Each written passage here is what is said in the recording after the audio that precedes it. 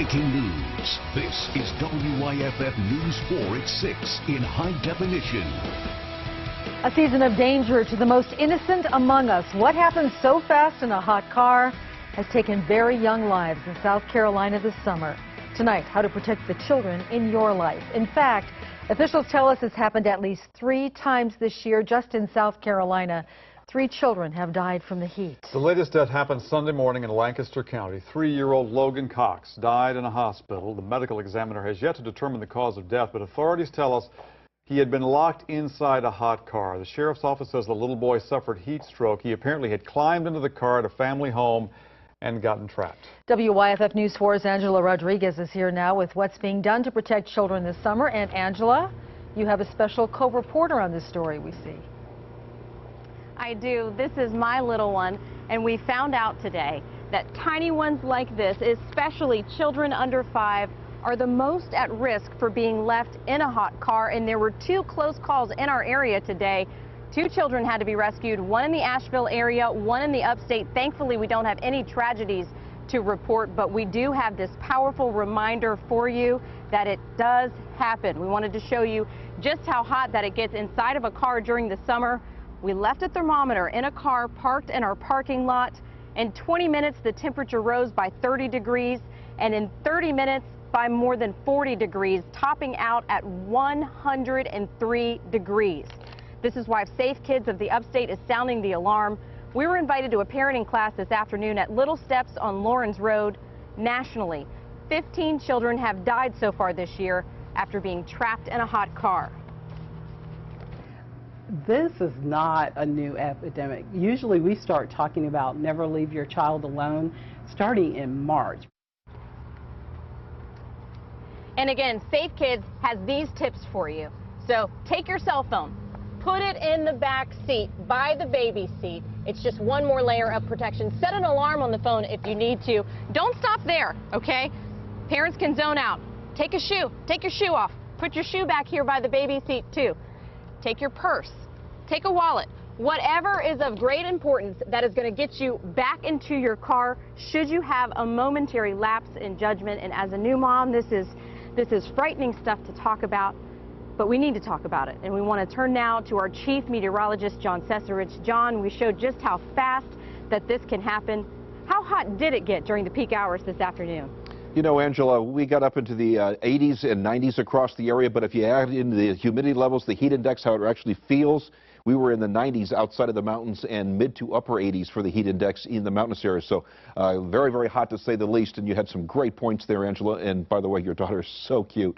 And I know it's a sad story, but I talked about this at 5. A couple of weeks ago, I was out at the weather conference out west and talked to a professor from San Francisco State University, and he talked about the fact that even when you crack the windows in your car just a little bit, you think it's going to cool it down, it only cools down the inside of the car maybe 3, 4, or 5 degrees. That's it. So we're still talking about extreme heat inside the car, so cracking the windows does not make a difference.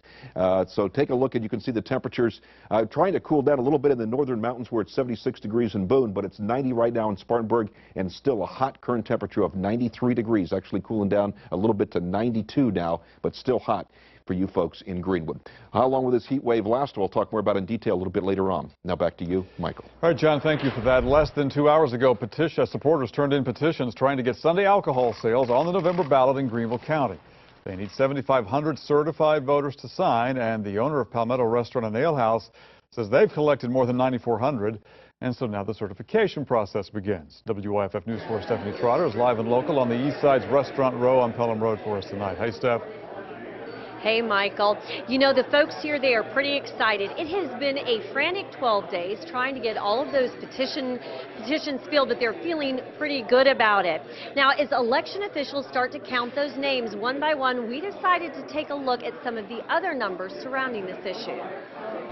Feels really good. Feels really good. Corey Satterfield guides new construction at Short Fields in Travelers Rest. Workers are doubling the seating space, an expansion partially made possible through Sunday alcohol sales. It gives you another day of sales, so you're able to pay your bills and get your overhead and be able to do things like we're getting ready to do, expand with our patio. Short Fields is the first restaurant in Travelers Rest to take advantage of Sunday liquor sales. an initiative the city promoted to attract more restaurants. We've been busy recruiting, and I think it's just a matter of time before we really explode with new restaurant development. Travelers Rest and every municipality in Greenville County currently allows Sunday alcohol sales, with each earning money from a 2% hospitality tax. The latest Department of Revenue report shows some towns have one or more restaurants selling suds on Sunday, while Greenville hosts almost 100. In addition to the hospitality tax dollars, each town receives another $3,000 from the special permit every participating restaurant must buy.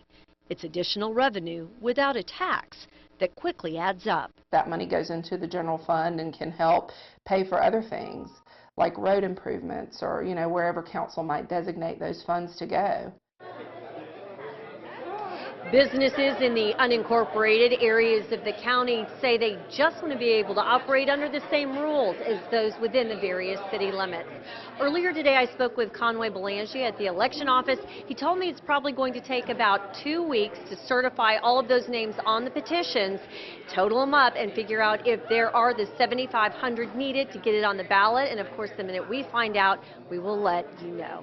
Reporting live in Greenville County, Stephanie Trotter, WYFF News 4. Steph, thank you. Breaking the rules at a popular upstate park, our camera found people swimming despite a sign saying not to. WYFF News 4's Mandy Gaither has more from Anderson. Here at Darwin Wright Park, there's an area roped off for swimmers. Then there's this side of the lake, which is clearly marked no swimming. It's a painful reminder of what was lost here. A memorial for Marco Kramer, the 17-year-old who drowned last month in an area of Darwin Wright Park where it's been deemed too dangerous to swim. I'm Mandy, I'm with News 4, and we're actually doing a story about people swimming in this part of the lake. Did y'all happen to see the sign up there? No. It said no swimming. Despite the sign, we found many people in the water. Did you see the sign? No, I did not see the sign because we're parked actually way over there, so I didn't even see the sign. Because boats and jet skis use the courtesy dock on this side of the park, swimming in this area of Lake Hartwell has been discouraged for years, but it's hard to enforce. We have officers that patrol in the area regularly, but we can't be there at all times to warn people of those dangers, and that's why those signs are there. WYFF News 4 only found one warning sign posted here. Bobby Bevel with the city's Parks and Rec division says if more signs need to be put out for people to see them, they'll do it. Do you think that knowing about the sign now, it'll change your minds on swimming out here? I mean, if the signs are there, then I guess we don't need to be swimming here. With weeks of warmer weather ahead, no one wants any more crosses to bear. If you do choose to swim here, police say you'll do it at your own risk. Mandy Gaither, WYFF News 4 in Anderson. Thank you, Mandy. There is something new right now in the Nicholtown community. Take a look here. The city of Greenville bought property at the corner of Nickel and Rebecca Streets, and the neighborhood decided to turn that area into a community garden with a neighborhood entrance sign. It was unveiled just a few minutes ago. And by the way, the bricks around the plaza are engraved with the names of families who've been there in that community since Nicholtown's inception.